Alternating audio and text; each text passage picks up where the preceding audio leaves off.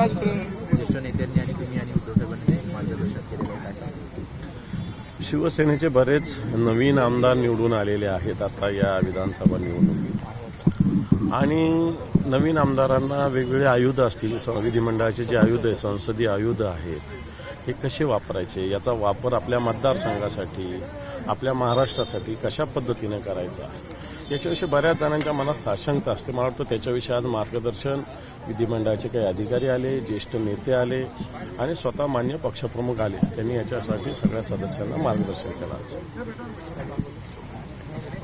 एक सुसंस्कृत राजकारण करावं असं विधिमंडळामध्ये, असं उद्धव ठाकरेंनी बिलकुल सुसंस्कृत राजकारण केलं पाहिजे, अभ्यास केला पाहिजे, जनतेचे प्रश्न हिरिरीनं मांडले पाहिजे. ज्यावेळेस आपला हेतू स्वच्छ आणि स्पष्ट आहे त्यावेळेस मला असं वाटतं सत्ताधारी पक्ष किंवा आपल्या विरोधातले जे कोणी असले तरी जर आपला हेतू स्वच्छ असला तर मला असं वाटतं सुसंस्कृत असलं तर मला असं वाटतं जनतेचं काम करायला कोणीही थांबवू शकत नाही. ही भूमिका माननीय उद्धवजी ठाकरे साहेबांनी आज दिलेली आहे. शिवसेनेचा एकच सदस्य वामनराव महाडिक होते, त्यांनी पूर्ण विधानसभा गाजवली होती.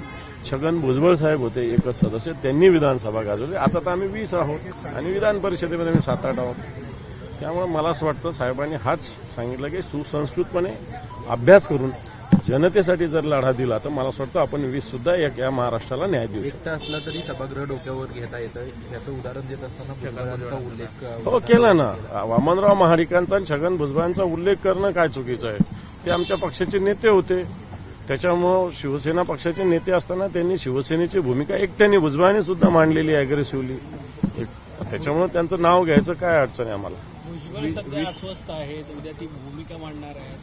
मला वाटतं तो विषय मुद्दा वेगळा आहे. आम्ही छगन भुजबळ शिवसेना नेते असताना एकटे विधानसभा गाजवायची ही भूमिका आम्ही मांडली. 20 जण संख्याबळ जरी पुढे जास्त असलं तरी देखील त्यांच्यामध्ये नाराजी जास्त आहे असं देखील ठरू शकतं. बरोबर आहे ना. आता कुठे मिळेल सांगा बरं. कुठं उपमुख्यमंत्री आहेत, कुठं मुख्यमंत्री आहे, कधी त्यांचा संवाद झाला, कधी भेट झाली, खातेवाटप का होत नाही झाले मंत्र्यांचं. तर किमान जसं आमच्या काळामध्ये आम्ही 6 मंत्री असताना प्रत्येकाने खाते वाटून घेतले होते. कोणाला 5 असतील, कोणाला 6 असतील, कोणाला 7.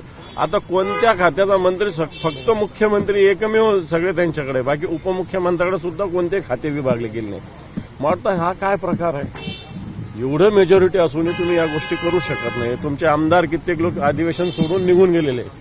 निवडून कशासाठी? अधिवेशन सोडून कित्येक ज्येष्ठ नेते मंत्री झाले नाही म्हणून बाहेर निघून गेलेले. याचा अर्थ पक्षाचं नियंत्रण पण नाही त्यांच्यावर.